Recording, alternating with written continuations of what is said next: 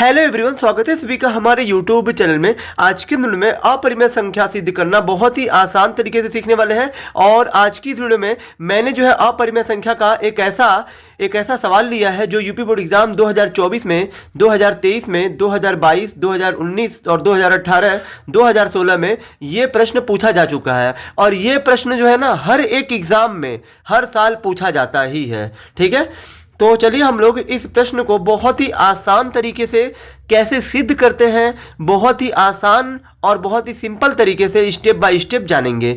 तो जैसे कि हमारा क्वेश्चन दिया गया है, सिद्ध कीजिए कि कड़ी में दो एक अपरिमेय संख्या है। तो आप सभी जानते होंगे कि अपरिमेय संख्या क्या होती है, यानी कि वे सभी संख्याएं जिनका वर्गमूल एक जो है पूर्णांक नहीं होता है। जैसे कि मैं कहूं कड़ी में 3 एक अपरिमेय संख्या, क्योंकि 3 का वर्गमूल तो होगा लेकिन ये दशमलव में होता है, इसका वर्गमूल 1.732 और ये 1.732 जो ये कड़ी में 3 का मान है, ये एक पूर्णांक नहीं है। पूर्णांक संख्या क्या होती है? जो मतलब पूर्ण हो, जैसे 2 हो गया, 4 हो गया, 9 हो गया, 10 हो गया, मतलब जिसमें दशमलव ना हो वही पूर्णांक होता है। और जो सभी पूर्णांक किस में आता है? परिमेय में। लेकिन जो मतलब पूर्णांक नहीं है, यानी कि जो मतलब अपूर्णांक, जैसे ये दशमलव वाली संख्या, ये जो है अपूर्णांक कहेंगे, क्योंकि यहाँ पे दशमलव लग गया। दशमलव लगने से ये जो एक और जो कुछ में बट चुका है, तो जो बट गया दशमलव लग के वो अपरिमेय में ही होता है। लेकिन हमें यहाँ पे सिद्ध करके बताना है कि कैसे कड़ी में दो एक अपरिमेय संख्या है। तो यहाँ देखिए, अगर आपको कभी भी किसी भी संख्या को अपरिमेय संख्या सिद्ध करना है तो आपको क्या करना है? आपको दिए गए संख्या को उल्टा मान लेना। यानी कि यहां पे बोला गया अपरिमेय, लेकिन हम इसे परिमेय मान के हल करेंगे। वो भी क्यों, कैसे, चलिए हम लोग जानते हैं। तो यहां पे आप लिखिए माना, यहां पे आपको लिखना है माना कड़ी में दो एक परिमेय संख्या है। ठीक है, यहां पे आपको लिखना है कड़ी में दो एक परिमेय संख्या है। तो यहां पे आपने लिख दिया ऐसे परिमेय संख्या है। और अब जब आपने कड़ी में दो को एक परिमेय संख्या मान लिया, यानी कड़ी में दो को आपने बराबर मान लिया परिमेय संख्या किसके बराबर होती है? तो फिर परिमेय संख्या यानी कि कड़ी में दो बराबर होगा पी बटा क्यू के, क्योंकि कड़ी में दो को आपने परिमेय मान लिया, तो परिमेय बराबर परिमेय यानी कि पी बटा क्यू। यहां पे आपको लिखना है जहां पी तथा क्यू क्या है? सह अभाज्य संख्याएं हैं। क्या है?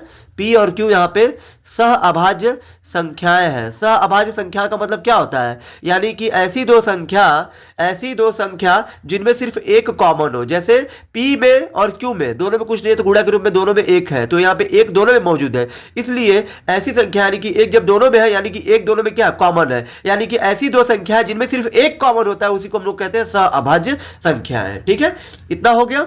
अब यहाँ पे आपको क्या करना है?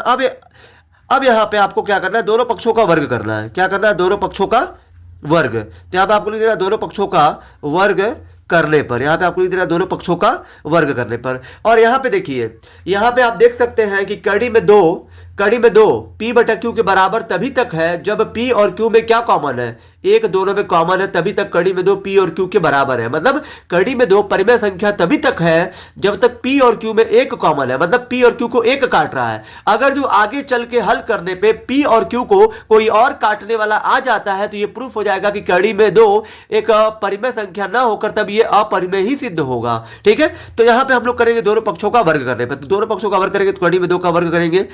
फिर यहां पे आप p बटा q का भी वर्ग करेंगे, तो कड़ी में दो का वर्ग करेंगे, तो ये कड़ी का वर्ग करते हैं तो कड़ी से वर्ग कट जाता है, यानी कि दो बचेगा बराबर। इधर क्या है? पी स्क्वायर बटा में क्यू स्क्वायर हो जाएगा, क्योंकि स्क्वायर दोनों पे है। अब इसके नीचे एक करके तिरछा गुणा करिए, तो तिरछा जब आप गुणा करोगे तो दो का गुणा क्यू स्क्वायर में, तो ये हो जाएगा 2q स्क्वायर बराबर में आपका हो जाएगा पी स्क्वायर। ठीक है, अब यहां पे देखिए, अब यहां पे आप क्यू स्क्वायर बराबर दो को भेज दीजिए पी स्क्वायर के बाद, तो ये हो जाएगा पी स्क्वायर बटा के 2 हो जाएगा। ठीक है, अब यहां पे आपको क्या करना है? इसको आपको समीकरण 1 मान लेना है और यहां आपको लिख देना है यहां दो क्या कर रहा है? ये दो जो है पी स्क्वायर को काट रहा है। अब देखिए, किसी भी संख्या के नीचे अगर मान लीजिए बटे में कोई संख्या है, तो इसका मतलब आप क्या समझते हैं? जैसे मैंने लिख दिया 10 के नीचे 5, तो 10 बटे 5 का मतलब क्या है कि 5 10 को क्या कर रहा है? विभाजित कर रहा है, क्योंकि बटे का मतलब भाग होता है, यानी कि 5 10 को क्या कर रहा है? विभाजित कर रहा है। भले से वो काटे या ना काट पाए, लेकिन उसके बटे के नीचे है का मतलब क्या है कि 5 उसको काट रहा है ना। तो उसी तरह से यहां देखिए, दो क्या कर रहा है? पी स्क्वायर को काट रहा है, तो यहां पर आपको लिख देना है दो पी स्क्वायर को क्या करता है? 2p स्क्वायर को विभाजित, यहां पे आपको लिख देना है 2p स्क्वायर को विभाजित करता है। 2p स्क्वायर को विभाजित करता है तब 2p को भी क्या करेगा? p को भी विभाजित विभाजित करेगा। यहाँ पे आपको लिख देना है कि दो अगर पी स्क्वायर को काट रहा है तो दो पी को भी काटेगा। अगर ये स्क्वायर हट भी जाए तभी भी काट देगा। जैसे मान लीजिए अगर मैं 4/2 करूँ, सॉरी 4 का स्क्वायर बटा 2 करूँ, अगर 4 का स्क्वायर क्या होता है 16 और बटे के 2 काटेगा। अगर मैं 4 से स्क्वायर हटा दूँ क्या 2 4 को नहीं काटेगा? काटेगा। तो उसी तरह से अगर 2 पी स्क्वायर को काट रहा है तो पी स्क्वायर से अगर जो स्क्वायर हट जाए तभी भी 2 पी को काट देगा। तो फिर वही मैंने यहाँ लिखा है, यहाँ 2 पी स्क्वायर को विभाजित करता है तब 2 पी को भी विभाजित करेगा। अब यहाँ पे आपको लिखना है, अब आपको लिखना है माना। क्या मान लेना है? यहाँ पे आपको P बराबर, यहाँ पे आपको लिखना है P और ये बराबर में ये 2 यहाँ पे लिख देना है और इसके साथ K लगा देना है। अब यहाँ पे आपको लिखना है, अब माना P बराबर 2 के, माना P बराबर 2 के, क्या P बराबर 2 के समीकरण यहाँ पे आपको लिखना है समीकरण 1 में रखने पर, यानी कि जो ये आपने माना है P बराबर 2 के, इसको आप समीकरण 1 में रख दीजिए। समीकरण 1 में रखने पर यहाँ पे आपको लिख देना है। इधर क्या बचा है? क्यू स्क्वायर, तो क्यू स्क्वायर लिखे बराबर पी की जगह पे आपने क्या माना है? पी की जगह पे 2 के, तो पी की जगह पे यहाँ पे क्या हो जाएगा 2 के और बटे में क्या है 2 है तो 2, स्क्वायर है तो स्क्वायर करिए। तब देखिए यहाँ पे क्यू स्क्वायर, तो क्यू स्क्वायर करिए बराबर 2 का स्क्वायर क्या होता है 4 और यहाँ पे के का स्क्वायर क्या हो जाएगा के स्क्वायर और बटे में 2 का स्क्वायर क्या होता है 4, तो 4 लिख दीजिए। ठीक है। अब यहाँ पे आप देख सकते हैं कि ये 4 को काट देगा और यहाँ पे क्या बचेगा, यहाँ पे क्यू स्क्वायर बराबर बचेगा यहाँ पे आपका, सॉरी माफ करिएगा, यहाँ पे P है ना, तो P का मान 2 के हो गया। अब P पे स्क्वायर है, पूरे पे नहीं है तो मैंने 2 का भी कर दिया है, तो सॉरी यहाँ पे सिर्फ 2 रहेगा नीचे। ठीक है, ये 2 का स्क्वायर नहीं होगा, सारी सिर्फ जो है स्क्वायर आपका इसका होगा। ठीक है, तो यहाँ पे क्यू स्क्वायर हो गया बराबर है तो बराबर 2 के का स्क्वायर कितना हो जाएगा 4 के स्क्वायर और बटे में 2 है तो 2 ही रहेगा। अब 2 से 4 इसको काटेंगे तो कितने बार में कटेगा 2 बार में, तो यानी कि यहाँ पे बचेगा 2 के स्क्वायर। ठीक है, अब यहाँ पे आप क्या करिए, ये के स्क्वायर को इधर ही छोड़ दीजिए और बराबर में 2 को भेज दीजिए क्यू के पास, तो 2 जब जाएगा यहाँ पे गुणा है, 2 जब जाएगा क्यू स्क्वायर के पास तो ये क्यू स्क्वायर बटे में 2 हो जाएगा।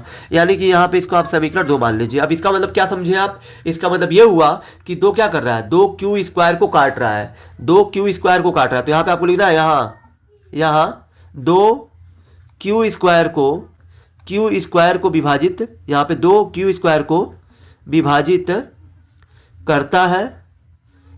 करता है तब 2 क्या क्यू को भी क्या करेगा, क्यू को भी विभाजित करेगा। यहाँ पे आपको लिख देना है तब क्यू 2 को भी क्या करेगा विभाजित करेगा। अब देखिए यहाँ पे आप देख सकते हैं कि जब हमने कड़ी में 2 को परिमेय संख्या यानी कि P बटा Q के रूप में यानी कि परिमेय के रूप में तभी तक माना था जब यहाँ पे P और Q में क्या कॉमन हो गया, एक कॉमन था, तभी तक ये कड़ी में 2 परिमेय था। लेकिन यहाँ पे आप देख सकते हैं कि 2 क्या कर रहा है 2 P को भी काट रहा है यहाँ पे, यानी कि P को भी विभाजित करेगा मतलब काट रहा है, और 2 Q को भी काट रहा है, यानी कि आगे चल के ये पता चल रहा है कि P और Q को विभाजित करने वाले 2 भी हैं, यानी कि ये 2 भी आ गए, मतलब एक तो था ही, अब ये 2 भी आ गया। तो यहाँ पे इससे ये पता चलता है कि कड़ी में 2 तब ये एक परिमेय संख्या नहीं है, तब वो एक अपरिमेय संख्या है, क्योंकि जो कड़ी में 2 परिमेय संख्या तभी तक थी जब P और Q में एक कॉमन था, लेकिन P और Q में एक ना होकर अब ये 2 और 2 कॉमन हो चुके हैं दोनों में। ठीक है, तो यहाँ पे आपको लिख देना है अतः 2a और b दोनों का क्या है उभयनिष्ठ गुणनखंड है, क्योंकि 2a और b दोनों को काट रहा है, इसलिए दो जो है a और b दोनों का उभयनिष्ठ यानी कि मतलब कॉमन हो गया है।